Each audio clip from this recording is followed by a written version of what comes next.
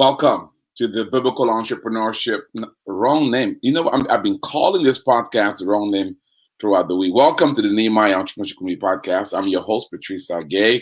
I am here today with two biblical entrepreneurs, a couple that are dear to my heart and to the heart of this ministry, David and Zipporah. David, how are you? Doing very well. Zipporah, how are you?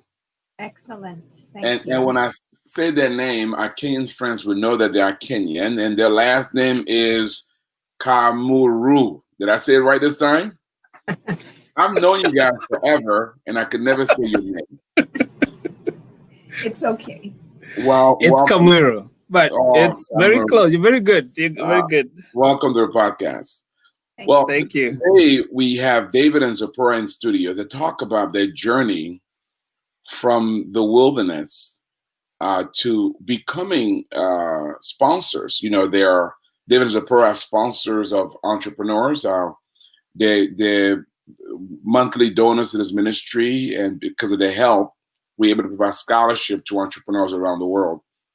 And they're also even considering making an investment in one of the businesses that we have, and so maybe they may be investors soon. You know, y'all pray now, especially those of you who are there in Kenya.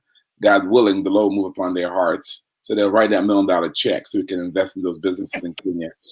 But you know, I have them here in studio because I've known David and Zipporah for 15 plus years. Yeah.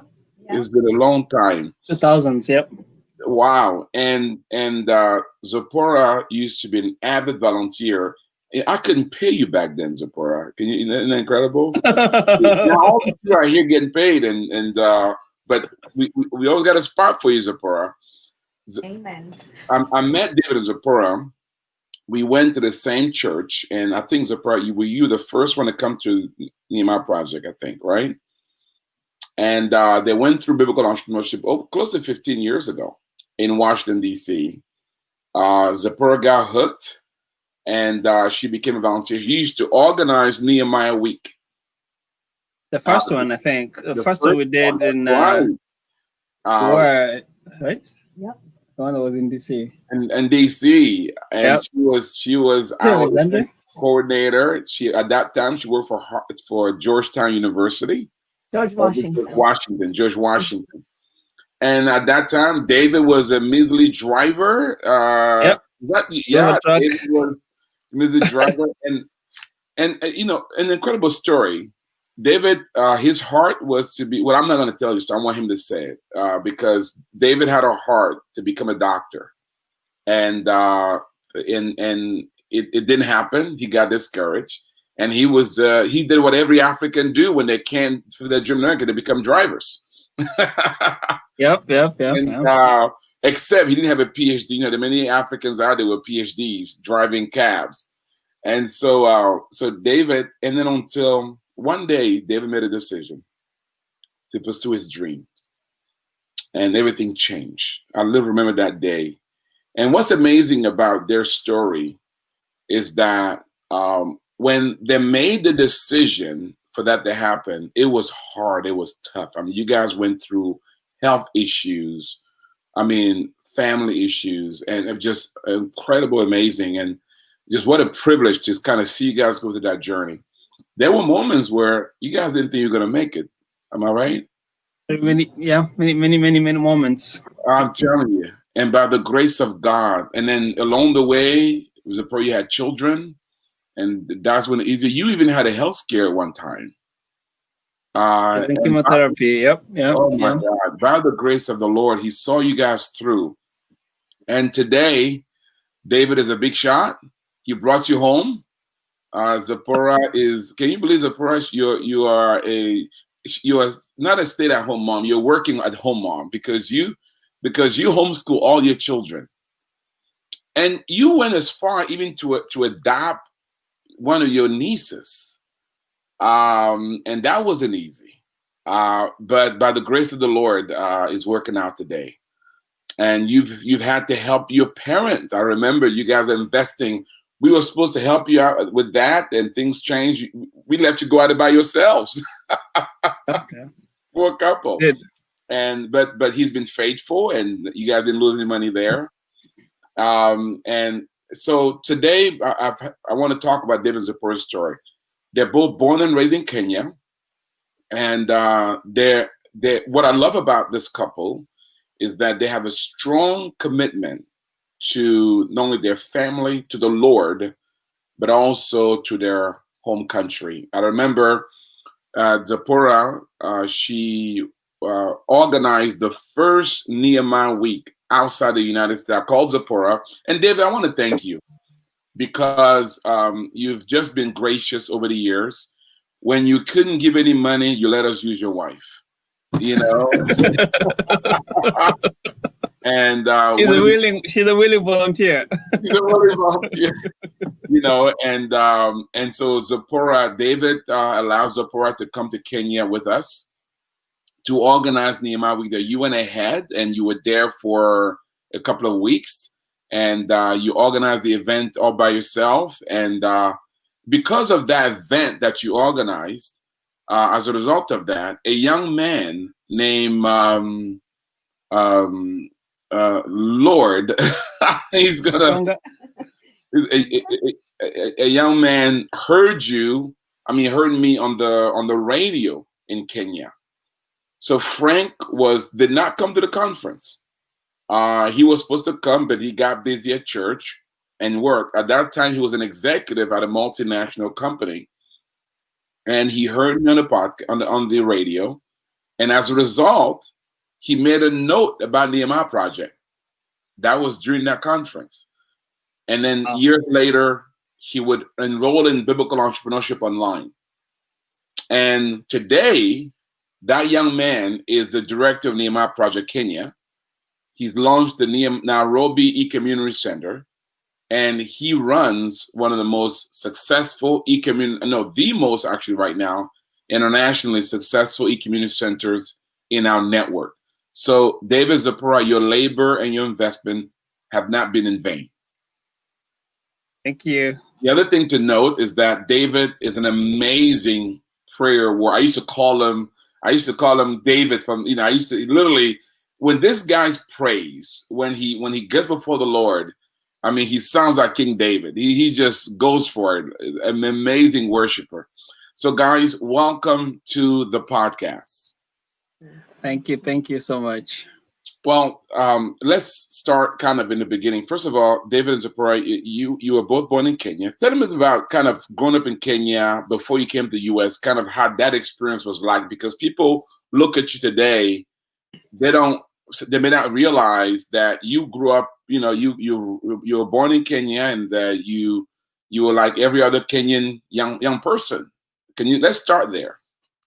Oh, born in my parents, we lived just outside Nairobi, the capital. So we're about probably 20, 30 minutes away. We had a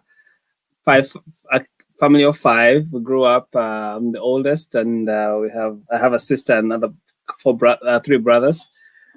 And so we grew up in Nairobi, went to school there and everything else. And then we traveled quite a bit. My dad used to work with the bank, and we used to move every 2 years. I think that changed a lot in my growing up. Just being able to kind of always find yourself moving. I think that always changed things quite a bit. Then I went to high school. That's why I got born again. And then after that, we moved back to Nairobi, and was able to do some business. My dad had a little business he was running, and I was able to help. So I got some background in business from that. So kind of the upbringing was typical growing up in Nairobi and stuff like that. Then we started, I think in high school, I started having this, I guess, call I felt that was coming to come to the US. I think my second year in high school back home, I felt strongly that I would end up coming to the US. And so it took time. I finished high school in 93. I did start college in Kenya. I did some French. I did a French diploma. I went to college in Kenya. What's that? Did you say French, like the language French? I did French in high school for 4 years. And then when I finished, I did an international diploma out of the company is based out of France. And so we did that for about 2-3 years. As I was waiting to go to college, Then finally, when I went to college, we did. My plan was to do basically medicine. I've always wanted to do medicine. I felt that had a calling to do medicine, and at the same time, that's when I was feeling that I would end up coming to the U.S. So I went to school in Kenya. I tried to get into medicine, never worked out. It was very, very frustrating. I remember being in college for a month and not attending any classes because I couldn't get to the classes I wanted to do, and I wasn't willing, I guess, to sign up for geography or whatever else they wanted me to do. Let's pause a minute, David. So, and at that point, you decide to resign, essentially, out of frustration. Yes, in a way, I remember very well walking around in campus, just completely lost because I'm like, I felt very strongly about medicine and wanting to do it. And here I am in college, wanting to go to college, paying for college, and they wanted me to do geography or English. And I'm like, I was not going to do it. So I did not sign up for classes. I never went to classes for a whole month. Wow. Finally, we're able to, what's that? Before you continue, I want to go to your wife. I want to pause there for a minute. So David dreams of going to medical school and, medicine, and he gets stuck.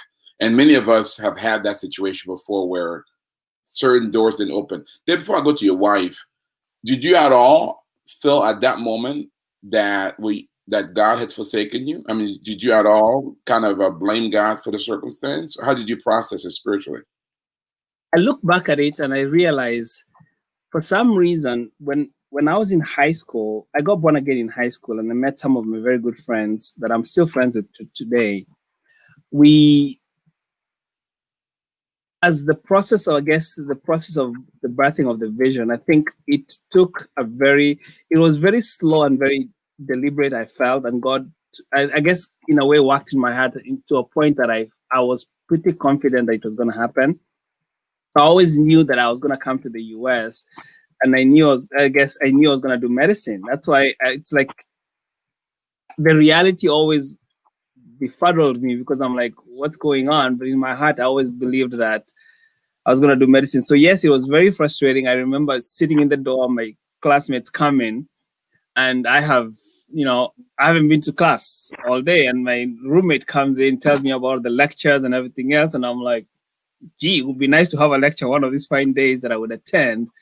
But I was frustrated, but I always would go back to God and say, God, you said you're going to do this. And I don't know why, but I never really quite fully lost hope. But then there would be days that become so difficult. You're like, I can't do this anymore and everything else.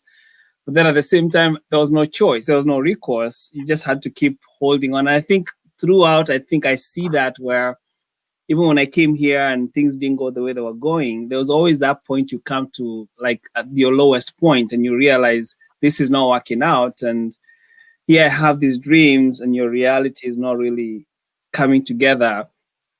I think I learned to be patient, to trust in God and to wait. And that's never really easy. And I think, to me, that's the greatest thing I got out of it. Wow. Because things never work out the way you want them to, but you always have to find, because faith, I guess, is tested in our waiting. Yeah. Nothing ever falls together just perfectly. In our mind, it's a point A to B, it's a straight line, but in reality, it's quite a detours and all those things. And I guess I've come to learn of God's sovereignty, that in all of these things, He is sovereign, and it doesn't make sense to me, but somehow, I think I always came back to that. And I think my wife at one point gave me a very good kick in the back end and said, I don't want you to talk about these things anymore if you're not doing something about it. Because I also became I'm an idealist. Yeah. So I began to live my dreams. Yes, I would so focus on that dream that reality would kind of fade away because the reality is not looking good. So we tend to kind of live in our dreams. And let's go to your wife. So Zipporah, you also, by the way, David, were you considered to be a middle class in Kenya? Yes. Okay. Middle class, yes. Okay. So Zipporah, so tell us about you and growing up in Kenya. Well, I grew up in Nairobi. A city girl. Yeah. Yes. Did you know each other in Kenya at all? No, Okay. no, we did not know each other. I grew up in Nairobi in a neighborhood called Buruburu. I don't know if any Kenyans watching right now, they would recognize it. It's in Eastlands, a pretty well-populated part of town. And went to school in Nairobi, primary school, high school. And at some point, my family moved to a small town right outside Nairobi called Thika. But we are a family of 4 children. My parents work. And at some point, my dad lost his job and started doing business. And so I grew up with all kinds of, even before he lost his job, actually, they were already in business. I think Kenyans have the tendency to side hustle, to have all kinds of side hustles. And so we're farmers. I grew up in Nairobi, in the city. We had chickens and we sold eggs, and so I'm not unfamiliar with being a farmer and getting my hands dirty, even right in the heart of the city. And we would sell eggs and meat, chicken. I learned how to slaughter chickens when I was very young. So we did business, and my parents also farmed, and we would park the vehicle out in Gidorai, a pickup truck with corn, maize on the bed of the truck, and cabbages, and I'd be calling out to people, mboga mboga, come and buy, or corn. I would be selling with my mom since I was pretty young. So working, working hard has always been part of my growing up, and hustling on the side has always been part of growing up. And then when I finished high school, I actually did attend university, Egerton University, which is outside Nakuru, in the Rift Valley. And I was there for barely a semester. And when I had started applying for schools in the United States, going to the American, Cultural Center, American Cultural Center, to look up they had big volumes of universities in the United States, and I collected several names of schools, applied, and I was accepted to 3 schools. This is before. Back then, what would happen, you would graduate from high school, do your high school exams, qualification exams, and then you'd be out of school for at least a year. Before you joined university, if you are indeed called to go to university. And so during that year was a time I was busy hustling on the side, trying to get university to come to. My dad was not for it, and so I was kind of doing it undercover, under the radar. But I was accepted to 3 colleges, and when I told my dad about it, he's like, absolutely not, you're going to university in Kenya because you've been called to university. And I went and enrolled. But when my dad got there, when they all took me to school, and he was appalled by the conditions. For some reason, it just hit him sideways. He didn't like having to leave his daughter there. But I was excited to be out. I was like, whoa, college in the big world. And by the time, it was time to leave, I didn't want to leave. But then an incident happened where we were involved in a car accident. Students at the university were involved in a really bad automobile collision. The driver died on the spot. A fellow student died right there, and I had all kinds of injuries. And so I had to leave school. I couldn't go back to school at that point because I was totally unwell. I believe the accident happened around April. We were on our way to a fellowship, a weekend away with a fellowship group, and we were packed like sardines in what is called a matatu. Patrice, I don't know if you remember the public service vehicles there in Kenya, but they used to pack like 23 people into a minivan. No, it's a 7-seater van. Like the 7-seater vans we have here, there'd be 20 something people in that vehicle. And so we were packed like sardines. And on our way, happy, saying praise and worship. And we had a head-on collision with a semi-truck. So after that, I was hospitalized. And in August that year, I had my jaw wired shut. I'd broken, my face had been smashed, and it was a really bad accident. And as I said, a couple of people lost their lives. But then, so as I was healing, then I heard from another school that I had applied to, and they accepted me, and they gave me a scholarship to Worcester, Ohio. And so my dad was like, okay, this is it. You're going to go. You're not going back to that school. And so that's how I ended up in the United States, even though I was still a convalescent, still healing from my accident. But God was gracious and brought me to the States. Yeah. So Michael says hello to both of you. That he says that's our pastor. Hello, Pastor Michael. Wow, Pastor Michael. So you both are now in America. So your academic experience was a little bit different than David's. Tell us about that. I mean, yours was a joyride compared to David's. Yeah, it was. It all can't be the same, right? Yes, it was. As I said, I was given a partial scholarship. Actually, they were paying almost half my school fees. And at that point, my parents were doing pretty well business-wise. And so they were able to pay the rest of my school fees.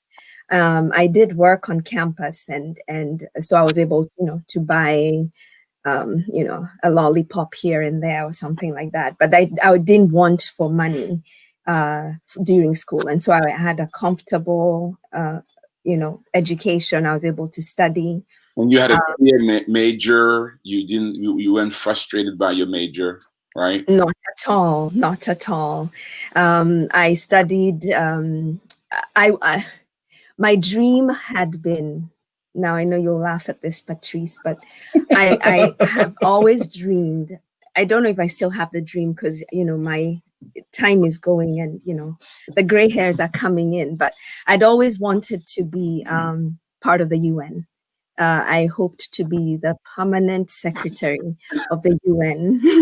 She's always wanted to go to the UN, and working in DC was part of that. Wow. So being at George Washington was your path, the kind of thing, right? Oh yeah. I tried to get her to go to Tennessee, and oh my goodness, wow, that was a huge uproar. She was not gonna move. So you both happened to end up on the same campus, is that correct? No. Oh. I was in Ohio for my undergraduate school. Where was he? David. I was in Tennessee. So how does? By the way, and let's talk before we talk about how you guys come together. Zipporah, how did you come to the Lord? I grew up in a Christian home. My parents took us to church. We, they were very faithful church attendance. A little background: my mom's grandfather was one of the first ordained Presbyterian ministers in Kenya. And so my mom grew up in the church. Their family was converted pretty early. So in her whole life, they grew up in church. Her grandparents had mom and dad. And so, there's that tradition. On my dad's side, my dad has always, I don't know about their particular family, whether they all went to church, but then they did. Actually, they did. I take that back. They did. And both my grandparents loved the Lord, and they took their kids to church. And I grew up, my mom was Presbyterian, my dad was Anglican. And so in our culture, when you get married, you marry into the man's religion. And so my mom became Anglican society. And so as Anglicans, then we were very involved with the liturgy and the catechism and all that. And so when I was 12, I was going to be confirmed. That's when you get to have Holy Communion, receive Holy Communion. Before that, you wouldn't. And we did catechism. And as I was reading and studying, I realized, this is a call to give my life to Christ. And that's when I gave my life to Christ, when I was 12. Yeah. But for those who know a bit about Kenya and some of the churches you're mentioning, they're traditional churches. Yeah, very traditional. So much different than what we would consider spirit-filled and traditional. Especially like high church where you have, prayers from a book and everything else. So how do you go from traditional church Yes. to spirit-filled to joining the cult of Pentecostalism?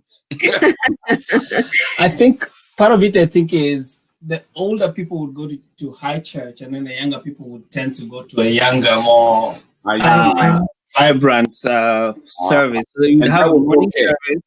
What's that? And that was okay. Yeah, it was in the same church too. It's just that these are the young ones, so they're a little bit more, I guess, energetic. Yes. Okay. And then you could also go to the old folk church, which was completely traditional. So like in the early church, you could have choruses and sing and those kind of things. This one you sang more from the hymnals and. Okay. Well, you guys have some friends out there. Kitamu says hello to David and to you, Zipporah. Well, we're talking to David and Zipporah Kamuiru about their journey from the wilderness to becoming sponsors of other entrepreneurs. And it's been an amazing journey. And we are now at where they arrived to college in the United States. And we're going to now talk about when they come together. David is in Tennessee. The president is in Ohio. Just to give you guys a warning, friends, we may not finish the story today, but I'm going to have them back because we almost halfway through. By the way, if you want to know more about the Nehemiah Project, go to NehemiahEcommunity.com. There you can learn about our training program, coaching program, or access to capital. We have a seminar coming up next week called the E-Community Seminar, where we're going to deal with access to capital. So if you're looking to raise capital for your business, or you want to learn how to finance your business, it's a great seminar to attend. The link is going to be put up there on the screen. You can also go to NehemiahEcommunity.com/events and just go to events and then select the seminar. It's free of charge. You can sign up for the seminar. It's on the 11th to 12th. So you guys are now on campus, in school, and for you, it's a pretty straight shot, Zipporah. For David, he gets stuck at a certain point because of the fact that he's not accepted in the medical program. So how? And also, my dad only gave me enough money for one semester. We were doing okay back home. So we did okay for me to be able to come over here. Wow. And then things went south. And after that, they could not be able to help anymore. Okay, so part of it for you was economics. Started there. What's that? Part of it for you was economics. Yeah, part of it. I think a larger part until from 90. I came in 97 until 99. Most of it was economic and just I think finding God in all of that and trying to figure out where I needed to be and just to follow through that whole wilderness, quote unquote. That I think was mostly economic and just I think it was more spiritual than anything else. So too. So Zipporah, how does the Lord bring this poor guy to you now? How do you meet this? How do you guys come together? So after Worcester, Ohio, I moved to Washington, D.C. to pursue my dream. Next to the power right there. Okay. So you finished you got your bachelor degree. Yes. And then you moved to Washington, D.C. Okay. Yes. Now you're going towards the UN at this point. Yes, I studied international relations and political science because, that would put me on the right track, and communication. And so I got to work for a nonprofit right on Capitol Hill, and we were rubbing shoulders with senators and House representatives and attending briefings. Oh, yes. Very close, very, very close. We, got to walk through the underground tunnels that nobody walks in anymore, and just knock into people's offices. It was a really good experience working on the Hill. But then as I started learning more about the industry and and what goes on behind the screen, I started getting a little bit disillusioned. And I even got a chance to work for the IMF and the World Bank, which, was getting me even closer to the international field, not just working in US policy making. And that's when my eyes were really opened to the dynamics and how it truly works. And I realized that I'm not so sure that that's where I want to go. I'm not so sure that that's how I want to live. I don't know that that's where I want to serve, because they're not serving in the way I thought they were. I thought I was going to change the world and bring equality and services to people, because that's my passion, especially in the international arena, working with women and children. HIV. With HIV, AIDS, and malaria and tuberculosis. I worked with a lot of that in that field. But then after my disillusionment and disappointment, I started I went back to school and I decided to do tourism. And I started, because now I'm like, okay, forget this. I'm just going to go back home. Tourism is the way to go. She goes to and that's when I went to George Washington University. And by the way, for our audience, Kenya has a huge tourism industry. Oh, yeah. Yes. It's one of the largest. One of the largest in Africa. Continue. Yeah. Yes. And so that was now my new direction. And then in the midst of it all, I got involved with a very large Kenyan community back in Maryland. And in Maryland, Washington, D.C. area. I was part of the Kenya Christian Fellowship, which is still in existence. And I was the secretary there of the D.C. Fellowship. And we were very involved with organizing a national conference. It happens once a year in Virginia. Harrisburg, Virginia. And so, I love events. And actually with tourism, my concentration was event planning and management. And so I realized that that's my passion. It's the kind of thing I will do you don't have to pay me to run an event. I will do it. You know that for a fact. Yeah, I was going to say. That's right. And so, she was registering. Yeah, so I'm at the conference, at the national conference, and this is people Kenyans from all over the country come to Virginia, and once a year around July 4th weekend. And so I'm busy registering people, and in comes this entourage from Tennessee, and I'm registering, and this young man comes up and checking him in, and he says his name. And prior to that, I have a good friend called Esther, who had been talking. She lives in Tennessee. She had gone to school with David. They were friends, and she'd be talking about how this guy called David and his family, because David's family had moved to the United States, that immigrated to Tennessee.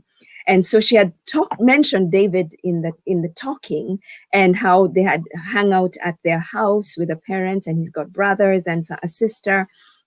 And so when David comes up and he's from Tennessee, I'm like, do you know Esther? And he says, yeah, I know her. She's a really good friend of mine. I'm like, oh, so you're the David she keeps talking about. Wow. And so then that's how we met. How it started. There wasn't anything going on at that point. Just, I just knew he was Esther's friend, and they lived in Tennessee. But then after that, Like a year later, Esther's brother had a wedding, and so they had to come down from Maryland for the wedding, and I was there. And we also met again the second time. And Esther's parents actually were kind of my adopted parents. When my dad came to the United States for my graduation from my master's program, for my master's program, he met Esther's parents. No, actually, he had met them even before.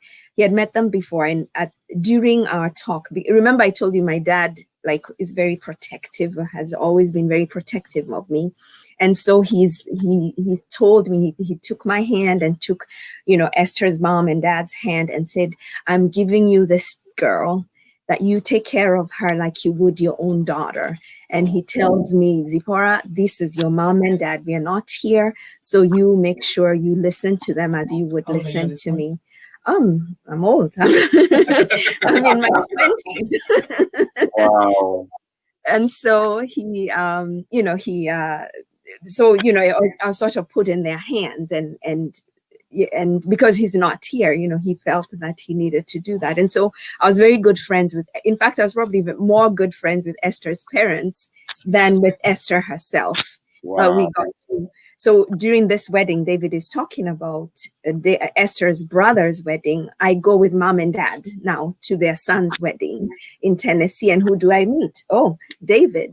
And again, he was the best man in the wedding.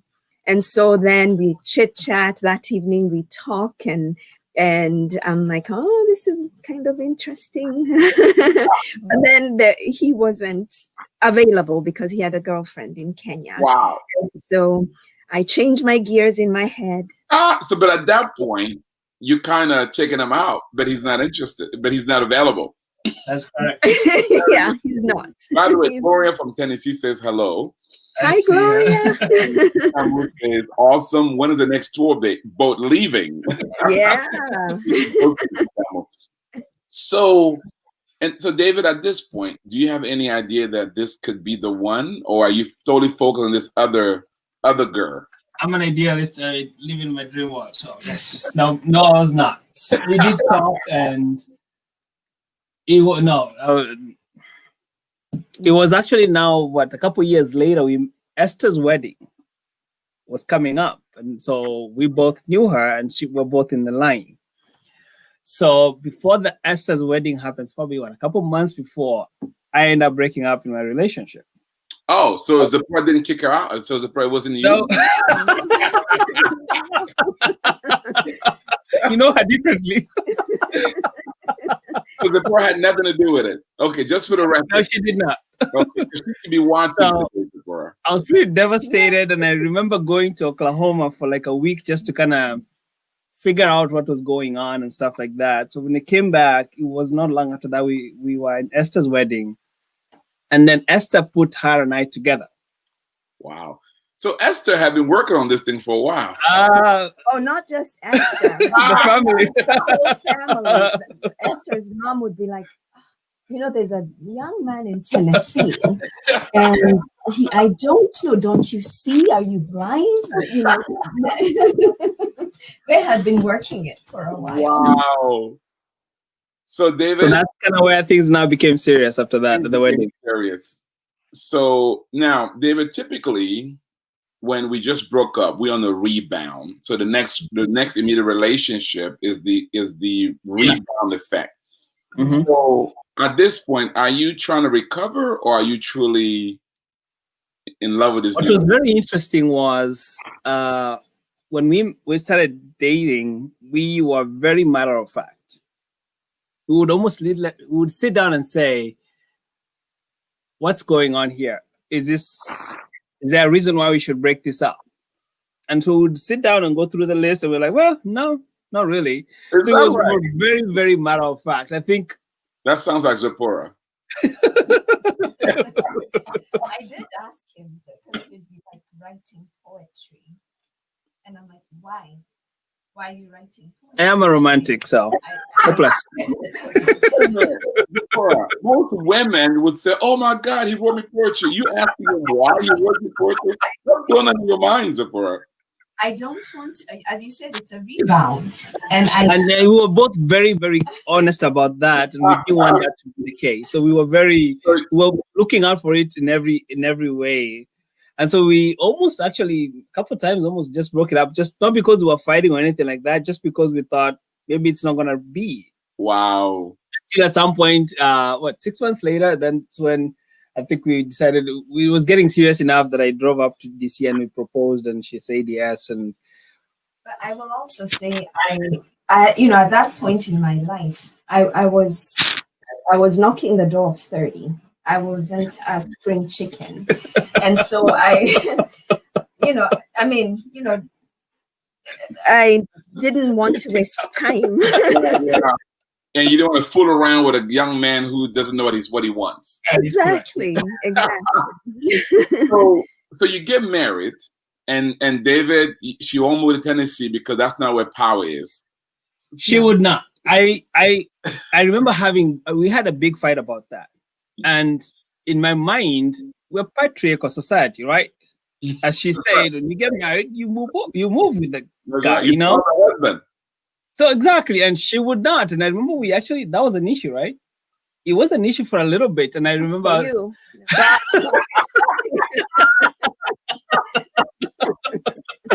no issues here. No issues here. You know what's interesting?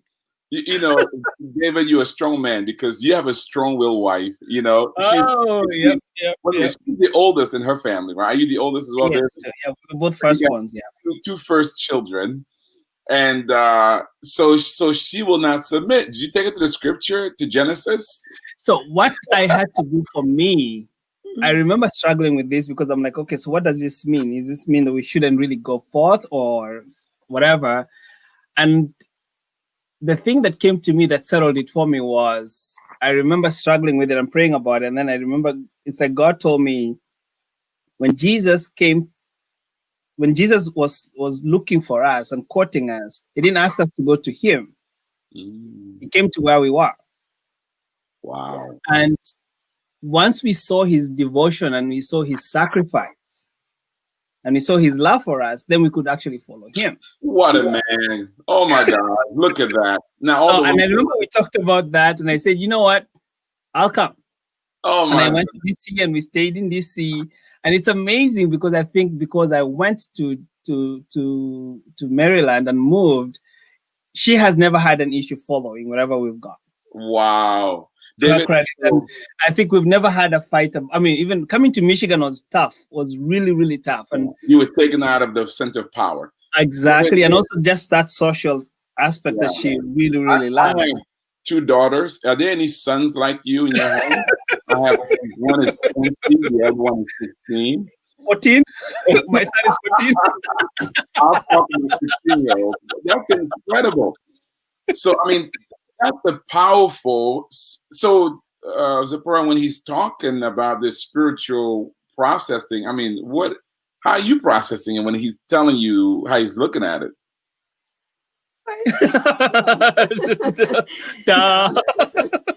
It was.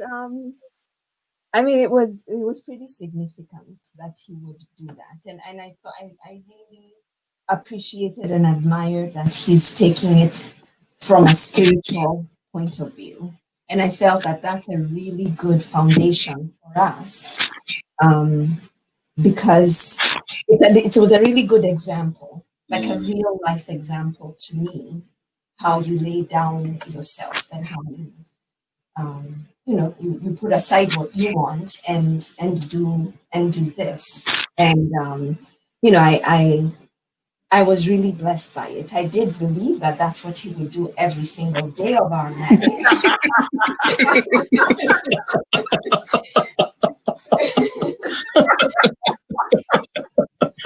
And she doesn't mean that because I've been there. I mean, he said that. You can only go down after that. That's right. You set that standard. So you guys come together. That is powerful. So you guys come together. Yep. And so how did you guys? And at that point, people didn't understand. You are earning most of the money. Zipporah was at that point. She was working for GW. Yeah. At that point, you are the major income earner. Yes. So you've got stubborn with money. That's a bad combination. And to her credit, Patrice, I will say this: we've never had a fight about money. Wow. Either when I was earning most of it or she was, we've never had a fight about money. And I think in our way, we've been blessed in that sense that that has never been an issue. So, David, let me ask you about that. That's an interesting story because for a while now, you are the breadwinner, and you take care of your wife. Did it make it easier? The fact that has never been an issue. When things turn, was that easier for you to just, because she manages, you make it, she manages it now. So was that easier for you when things turn? I think it's interesting. We've always lived on one paycheck. Especially right before when we met you, and we were talking about the frustration that I had a dream for medicine and we were not, and I was working in trucking at that point. So we at that point, I lost my job and we started living on one income. So for a long time, then after that, we just lived on one income. We've always lived very, very low, beneath our means, so to speak. So we never really had pressure for money because we lived in a one-bedroom apartment for how many years? Probably 5 years. 5 years. When we initially got married, we could have moved to a bigger place, but I remember we agreed to do a small place. So we never had pressure for money, so to speak. And also, I think we've always kind of put everything together. We always made decisions together. There was never really my money, your money from the get-go. Couples, are you hearing that? They didn't have two different accounts? No, we did. We've never had that. So, Zipporah, you're pretty strong-willed, but in that area, you guys were one. What was the difference for you? In other words, by the way, you got some friends out there. So, while loving your story, and Prisca says hello, nice to see you laughing. You probably don't laugh when you're around. It's been a while, Prisca. So Zipporah, what was it about you where in the area of finance, you guys were one in that area, though you had struggles in other areas? What was the difference for you? I think for me, I've never really been a very materialistic in the sense of wanting to have the latest and the greatest. She's not high maintenance. No, not at all. I'm very low budget. I'm going to go to the thrift store before I go and get anything from any other store. I actually remember, I'm gonna tell on you. I remember one time I had a session with you guys, and I had to talk to them about Zipporah going there. At this point, David is making all kinds of money, and she's still being thrifty. It still does. We still do. Actually, we still both struggle with that. So. And so that is so true. So you've been very you're very shrewd, very low maintenance, and so forth, and that's a good thing. So, guys, we're about to wrap our first session, but I want to at least land at that point, even though you guys are now married. And you decide at a certain point to take biblical entrepreneurship. Your husband is not doing his ideal job. You're the main income earner. What made you enroll in biblical entrepreneurship? You made an announcement in church. Oh, that's right. Yes, and we had always. Even though we did agree with our money and we didn't have problems, we didn't quite agree on how to make a budget. Like I before I got married, I had done a bit of Dave Ramsey, and I used to put my money in little envelopes, like Dave Ramsey says. And so I thought, hey, this is a really good system. Let's put our monies in envelopes. And David's philosophy was like, no, let's just not spend. and I'm like, but then we need to, and it helps us stay accountable. If we've got $100 for food, then we keep it in an envelope and I use cash. And he's like, it's too cumbersome. David doesn't like the cumbersomeness of things. He wants things just really easy. The simplest, the shortest route to the place is what he wants.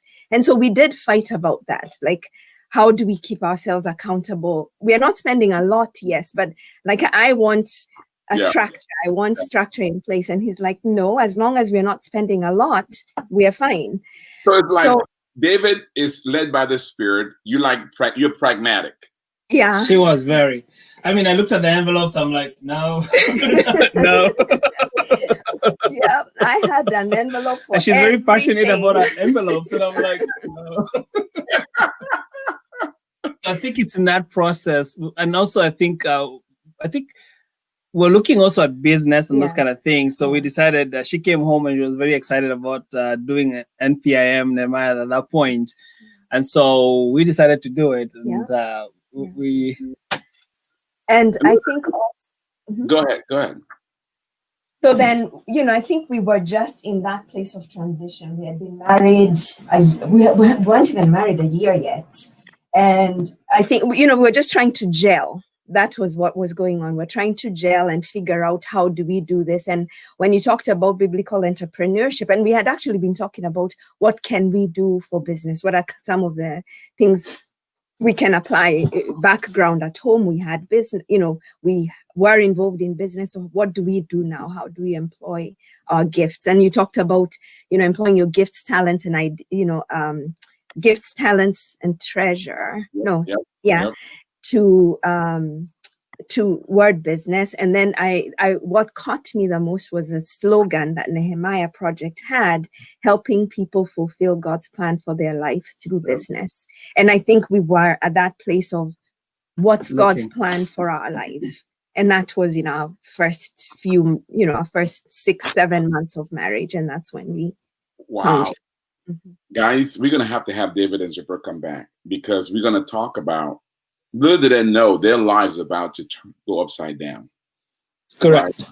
Because as they're trying to fulfill God's plan for the lives through business, all kinds of hell breaks loose. And that leads for a journey which takes them to where they are today. Little did they know. Guys, before we wrap up, and I do want you guys to encourage our people, when you look at back then, you look at where you are now. If somebody would have told you that it will take all these kinds of turns to get to where you are now, would you have quit at that time?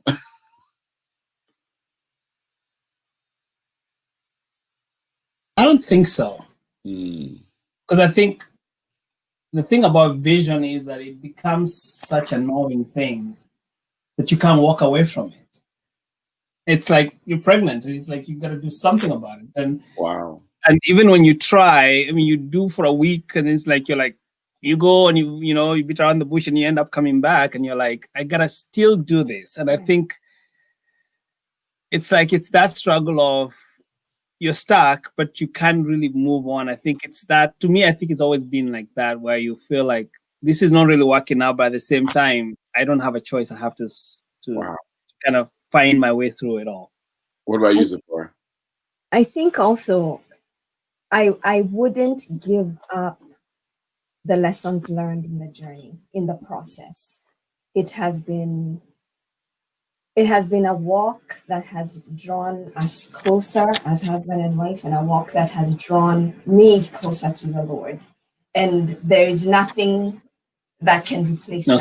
There's no substitute for that. To be able to find God and know God better than I would have ever if we hadn't walked this journey. It's well worth it. And I think also I've come to learn that when God gives you a vision, he never really gives you the details. He just gives you a snapshot at one point in time. And I think we hold on to that and think that it's going to be immediately. And my experience, whenever you have a vision, there's going to be a process that you're going to have to go through to get to that point. And I don't think we ever quite allow for that. And we just want it to happen immediately. And so when things begin to become difficult, we bail out and just give up on it. So I think I've grown to see that in my life and in other people's lives, just to realize there's a vision, yes, but it's going to take some time, and just being patient. And I guess God's purpose is the journey actually more than the destination. And I think I've come to a place of understanding that, and just resting in the fact that just enjoy the journey, even though it's. And here's what I love most, is that in the process, you guys have not changed one bit. You've not become bitter. You become better. You've not become arrogant. You've become even more humble. And the essence of who you are as people who care for people, that heart to serve and to be generous, has not changed. Guys, we're gonna have to have you guys come up for part 2, because you're about to get on a journey to find out God's plan for your life through business. And come through, and it's been an amazing trip. In this amazing journey, along the way, you had several businesses, but We had a couple, yeah. it takes a turn that you guys did not anticipate. And David does end up in the medical field, and I'm sure there's a part 3 coming down, but we're going to do part 2 next week. Well, but before we close, Michael says God's process is more in the journey than the destination. Love that. That is true. That's true. While says best principle, it works. I can attest. Talking about your envelope. So you do have a witness, Zipporah, on the envelope. And then Priska says, wonderful, one account like that. This has worked for us too ever since. That is powerful. You do have some fans out there. Guys, before we close, I want you guys to encourage our audience. And so think about what you're going to say in a minute. Before you do that, let me tell them a few things. So listen, if you enjoyed this podcast, I want you to share it. Share with your friends, share with your family, share it in your social media, because you may know a couple, you may know individuals who have gone through as well. They may be Americans, they may be immigrants in America, and maybe David and Zipporah. There may be a couple, right, who have a strong-willed wife and a submitted husband, right? You like that, right, David? Submitted husband, strong-willed.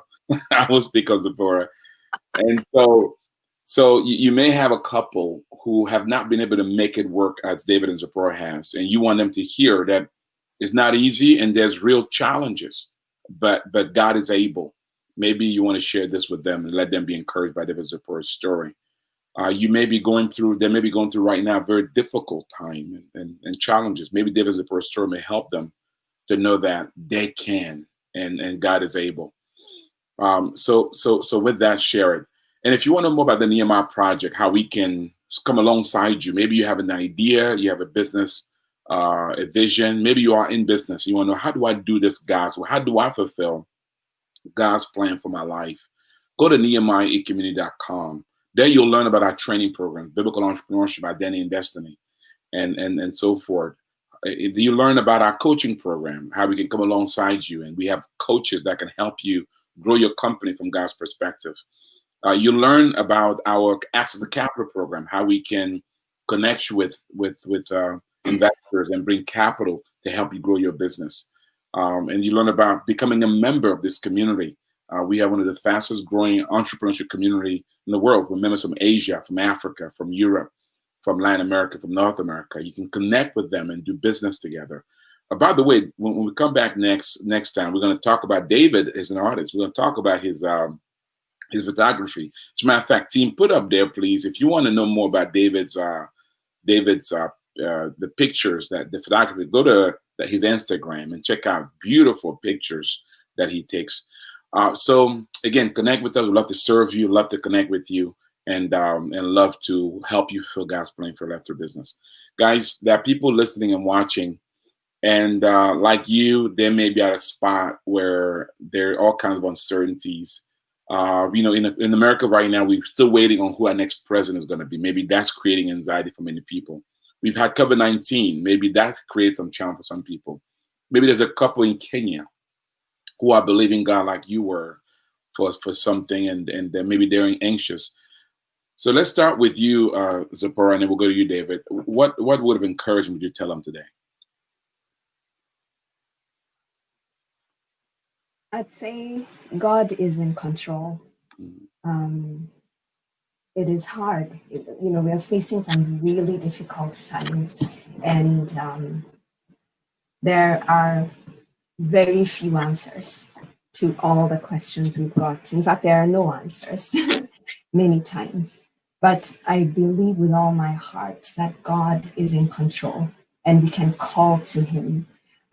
He reminds us that we just need to praise him. If we can come before him and give him thanks, thank him for even the smallest thing, being able to lift a cup of water to take a sip, being able to see, being able to walk, being able to talk, have family, have somebody next to you, somebody whose hand you can hold, a child, a parent, a spouse, clothes on our back. There's so much that we can give thanks for, even in our most darkest times.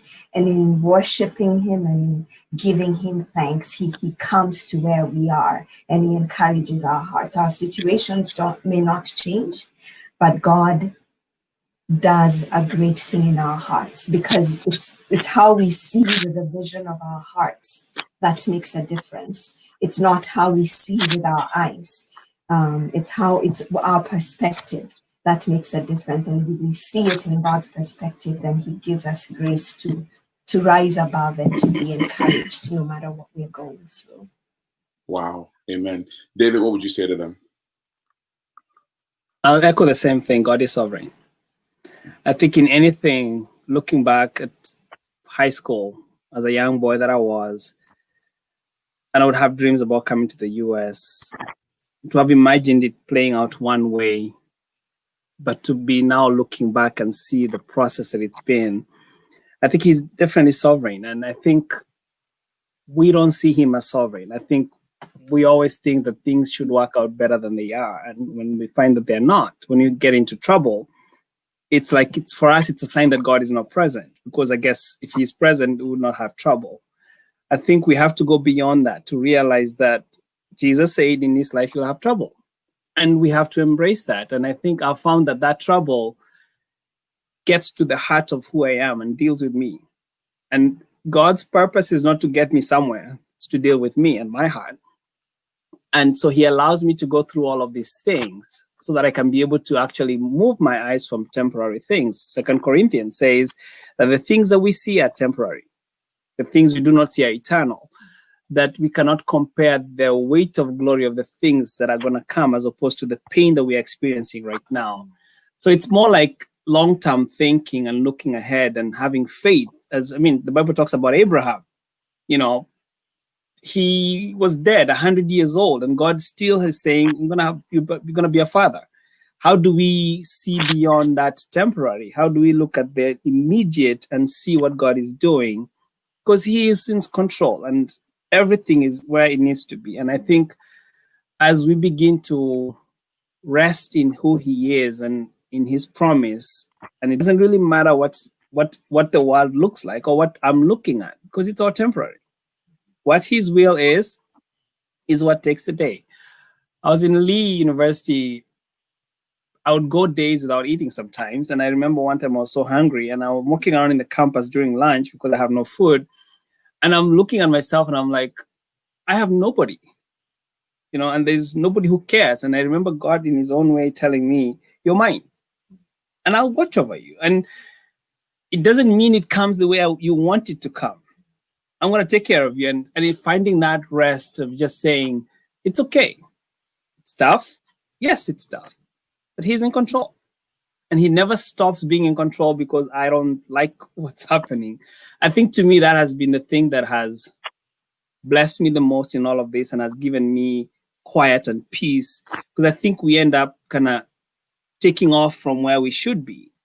And then now we end up losing God's purpose or vision, or we do something. We make choices that take us out of where we need to be. I think if we are where we are, it might be tough.